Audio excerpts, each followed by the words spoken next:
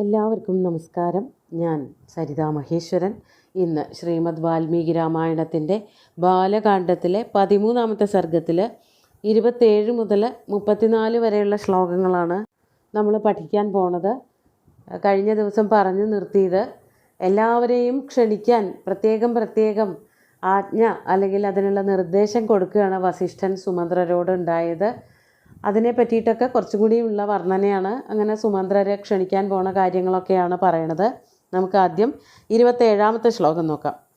രാജ്ഞശാസനമാദായ ചോദയസ്വ നൃപർഷഭാൻ പ്രാചീനാൻ സിന്ധുസൗവീരാൻ സൗരാഷ്ട്രേയാംശ്ച പാർത്ഥിവാൻ. കഴിഞ്ഞ ദിവസം പറഞ്ഞ കോസലത്തിലെ രാജാവ്, കേകയത്തിലെ രാജാവ്, ലോമപാദൻ, അങ്ങനെയുള്ള ഏറ്റവും വേണ്ടപ്പെട്ട ഏറ്റവും അടുത്ത രാജാക്കന്മാരുടെ ഒരു പട്ടികയൊക്കെയാണ് ഇവർ തയ്യാറാക്കിയത്. ഇപ്പോൾ കുറച്ചും കൂടിയും ദൂരെയുള്ള ബന്ധുക്കളൊന്നും അല്ലാത്ത എന്നാൽ ക്ഷണിക്കപ്പെടേണ്ടതായിട്ടുള്ള രാജാക്കന്മാരെ പറ്റിയിട്ടാണ് പറയണത്. രാജ്ഞശാസനമാദായ ചോദയസ്വ നൃപർഷഭാൻ.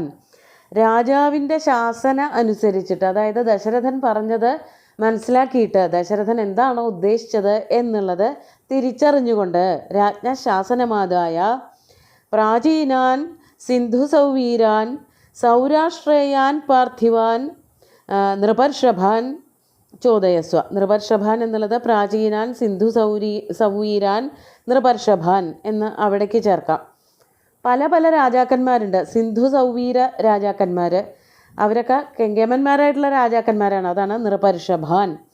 രാജാക്കന്മാരിൽ വെച്ച് തന്നെ ശ്രേഷ്ഠന്മാർ. അതുപോലെ തന്നെ സൗരാഷ്ട്രത്തിലെ പാർത്ഥിവേന്ദ്രന്മാർ, അവരെയൊക്കെ ചോദയസ്വ എന്നുള്ളതിന് പ്രേരിപ്പിക്കൂ, യാഗത്തിന് വരാൻ അവരെയൊക്കെ പ്രേരിപ്പിക്കൂ എന്നുള്ളത് കൊണ്ട് ക്ഷണിക്കൂ എന്നർത്ഥം.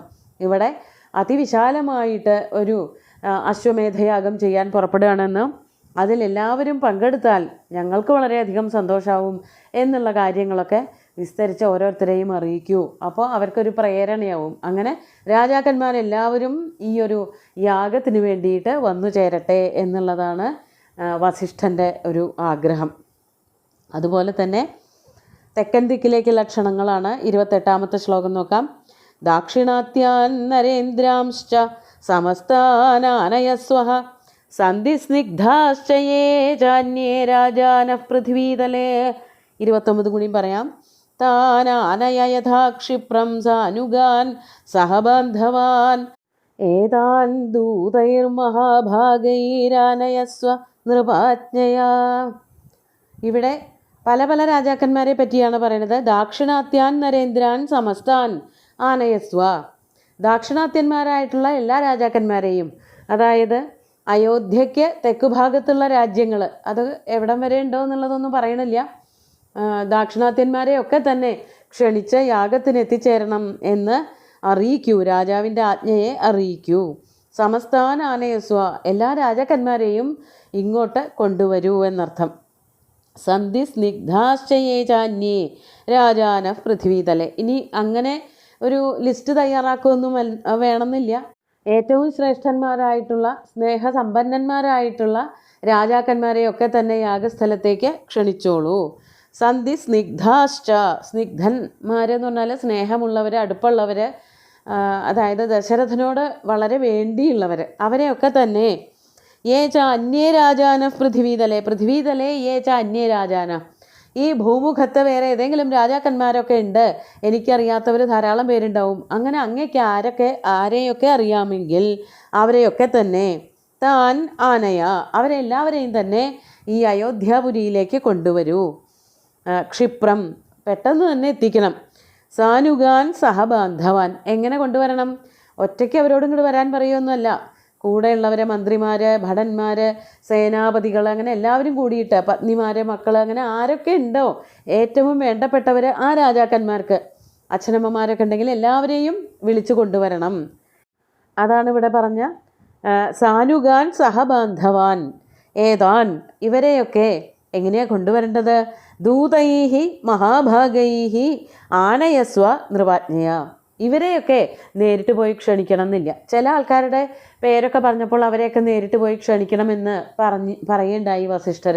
അതായത് ലോമപാദിനെ ആയാലും കേകയാധീശനെ ആയാലും കോസലത്തിലെ രാജാവിനെ ആയാലും ഒക്കെ നേരിട്ട് പോയി ക്ഷണിക്കണം. അവർ തമ്മിലുള്ള ബന്ധം, അതായത് കോസലവും കേകയവും അംഗരാജ്യവും ഒക്കെ ആയിട്ട്, അതുപോലെ മഗധവും ഒക്കെ ദശരഥനുമായിട്ട് അല്ലെങ്കിൽ അയോധ്യയുമായിട്ടുള്ളതായ ബന്ധം വേറെയാണ്. അപ്പോൾ അവിടെ നേരിട്ട് പോയി ക്ഷണിക്കണം. മറ്റുള്ളവരെയൊക്കെ ക്ഷണിക്കാൻ ദൂതന്മാരെ പറഞ്ഞയച്ചാൽ മതി.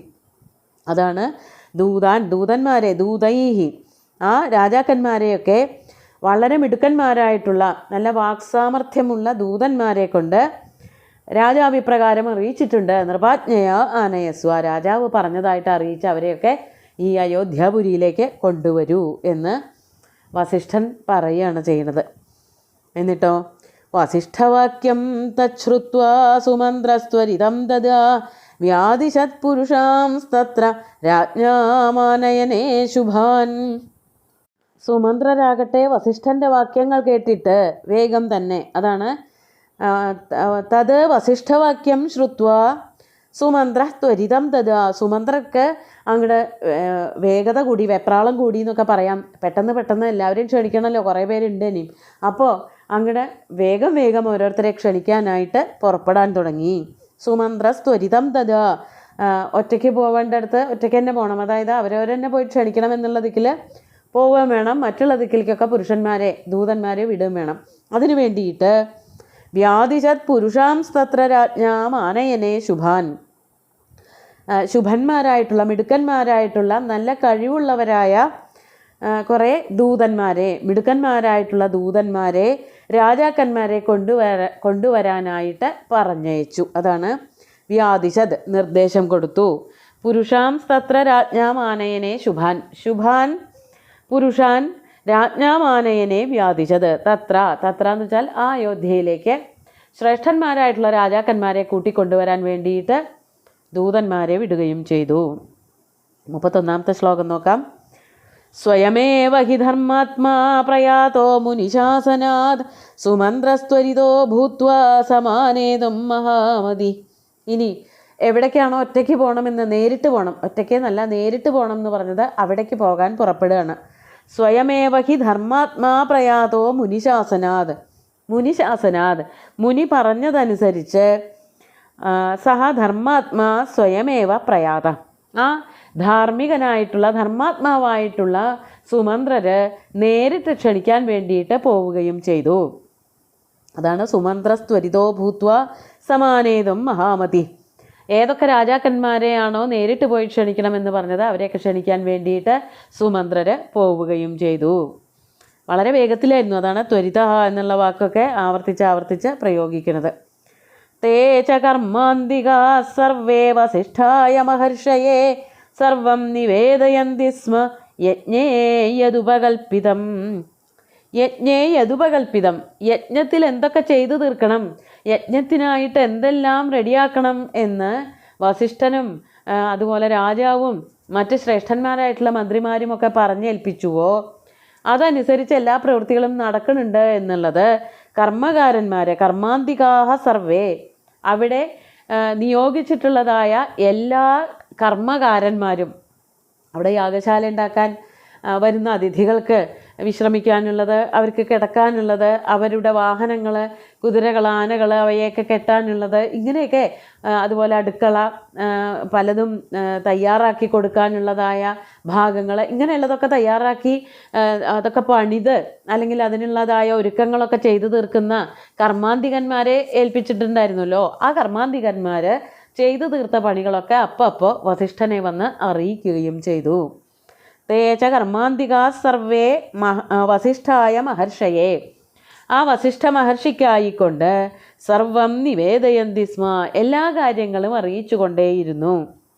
യജ്ഞേ യദുപകൽപ്പിതം, യജ്ഞത്തിൽ എന്തെല്ലാം ചെയ്തു തീർക്കണം, യജ്ഞത്തിനായിട്ട് എന്തെല്ലാം ചെയ്തു തീർക്കണം എന്നറിയിച്ചോ അത് മുഴുവനും ചെയ്തു തീർക്കുകയും അതൊക്കെ വസിഷ്ഠനോട് വന്ന് പറയുകയും ചെയ്തു. അപ്പോൾ വീണ്ടും വസിഷ്ഠൻ അവരെ ഉപദേശിക്കുകയാണ് 33ാമത്തെ ശ്ലോകത്തിൽ. തതഃ പ്രീതോ ദ്വിജശ്രേഷ്ഠസ്താൻ സർവാൻ മുനിരബ്രവീത് അവജ്ഞയാ നദാതവ്യം കസ്യ ജില്ലീലയാ പിവ.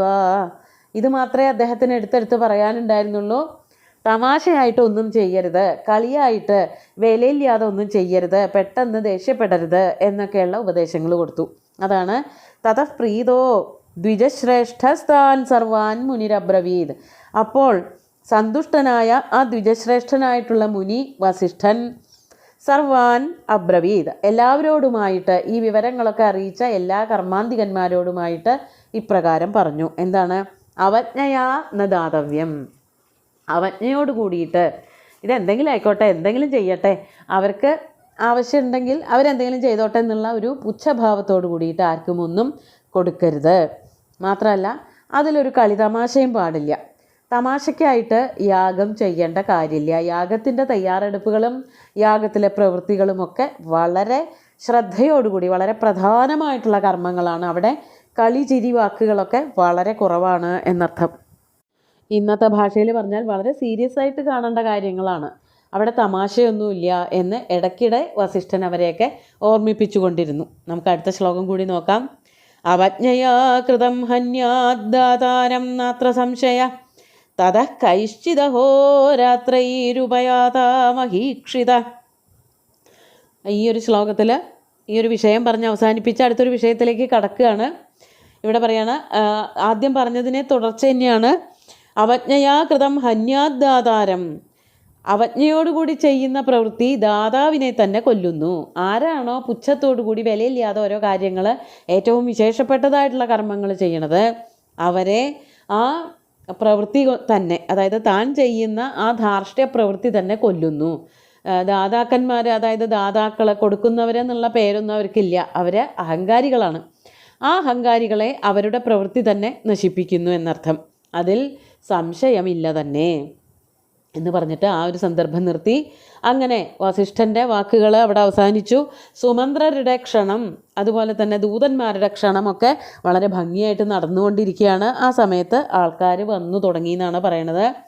തതഃ കൈശ്ചിത് അഹോരാത്രൈരുപയാത മഹീക്ഷിത. ചില ആൾക്കാർ, ചില രാജാക്കന്മാർ കൈശ്ചിത് അഹോരാത്രൈ, 1-2 ദിവസങ്ങളെ കൊണ്ട് തന്നെ, അധികം ദിവസമൊന്നും വേണ്ടി വന്നില്ല. അതാണ് കൈശ്ചിത് അഹോരാത്രൈഹി. എന്താണ്? ചില രാജാക്കന്മാർ മഹീക്ഷിത ഉപയാതാഹ, അയോധ്യയിലേക്ക് അങ്ങനെ പതുക്കെ പതുക്കെ രാജാക്കന്മാർ എത്തിത്തുടങ്ങി എന്നർത്ഥം. അതാണ് ഈ സുമന്ത്രരുടെ ക്ഷണം, അതുപോലെ തന്നെയുള്ള ഈ ദൂതന്മാരുടെ ക്ഷണമൊക്കെ എത്തിക്കൊണ്ടിരിക്കുമ്പോഴേക്കും അടുത്തടുത്തുള്ള രാജാക്കന്മാർ 1-2 ദിവസം കൊണ്ട് യാത്ര ചെയ്ത് അയോധ്യയിലേക്ക് എത്താവുന്നവരൊക്കെ പതുക്കെ പതുക്കെ കൊട്ടാരത്തിലേക്ക് എത്താൻ തുടങ്ങി. അതാണ് കൈശ്ചിത് അഹോരാത്രൈഹി മഹീക്ഷിത ഉപയാതാഹ. അങ്ങനെ കുറേ രാജാക്കന്മാർ കൊട്ടാരത്തിലേക്ക് യാഗത്തിൽ കൂടാനും സംബന്ധിക്കാനും അതിൻ്റെ ഫലം ഭുജിക്കാനുമൊക്കെ ആയിട്ട് വന്നു തുടങ്ങി എന്നർത്ഥം. ബാക്കി വിഷയങ്ങൾ അടുത്ത ദിവസം നോക്കാം. ഇന്നത്തെ ശ്ലോകങ്ങൾ ഒന്നുകൂടി ചൊല്ലി നോക്കാം.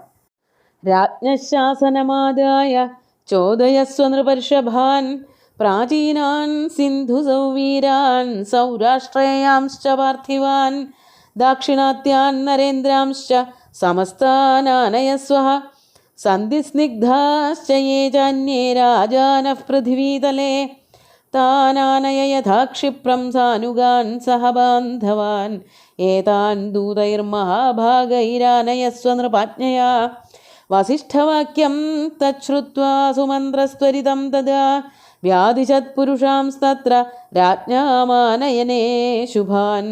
സ്വയമേവ ഹി ധർമാത്മാ പ്രയാതോ മുനിശാസനാത് സുമന്ത്രസ്ത്വരിതോ ഭൂത്വാ സമാനേതും മഹാമതി.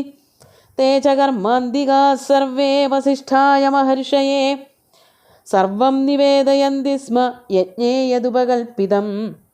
തതഃ പ്രീതോ ദ്വിജശ്രേഷ്ഠസ്ഥാൻ സർവാൻ മുനിരബ്രവീത് അവജ്ഞയാ ന ദാതവ്യം കസ്യചിത് ലീലയാപി വാ. അവജ്ഞയാ കൃതം ഹന്യാദാതാരം നാത്ര സംശയ തതഃ കൈശ്ചിദഹോരാത്രൈരുപയാതാ മഹീക്ഷിത.